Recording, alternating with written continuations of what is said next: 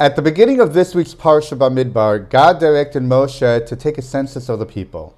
God spoke to Moshe in the wilderness of Sinai in the tent of meeting on the first day of the second month in the second year after they had come out of the land of Egypt. The Torah tells us that immediately after describing who would help Moshe take the census, Moshe then goes ahead and begins organizing the census. They assemble the entire congregation together on the first day of the second month. Notice the time differential between God's initial directive and when Moshe started to organize the census. Both occurred on the very same day.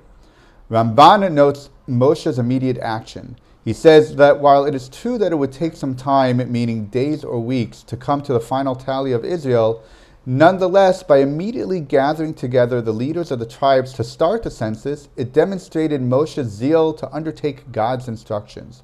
But why should it matter that Moshe took immediate action to follow God's instructions? What message is Moshe trying to teach us?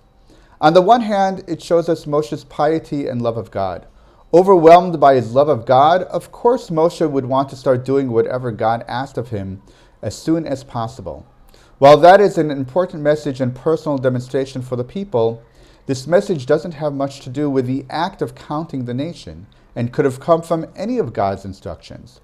There must be some special message about the counting of the nation that Moshe wanted to teach to the nation.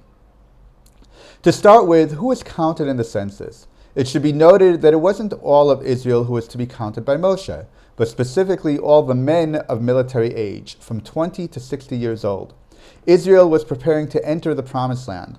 Even though God had promised Israel the land, Israel would still need to wage war for it.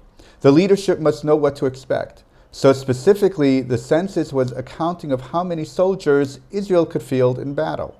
For counting the soldiers, God tells Moshe to count them, lemishpachotam leveit avotam b'mispar shemot kol zachar legulgulotam, according to their family, their father's house, the number of names, each male counted one by one.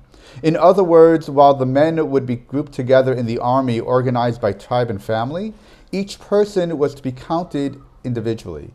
This gave a revolutionary message both to the people and to their leaders. When going to war, people think of soldiers as no more than a number. A soldier is expendable. If one goes down, they can be replaced by another.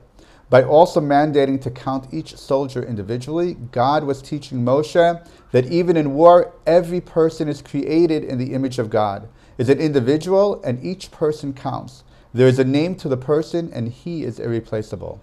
With the preparations for war, the individual might have become lost in favor of the collective, both in the minds of the military leadership and also in the mind of the nation. By starting to organize the census as soon as possible, Moshe wanted to teach and instill this message into the people from the very onset, enshrining it as an important concept in the Jewish psyche when going out to war, literally relating to our soldiers and by extension to any person, not just as another nameless number, but as our children, each one a world unto themselves. Shabbat Shalom.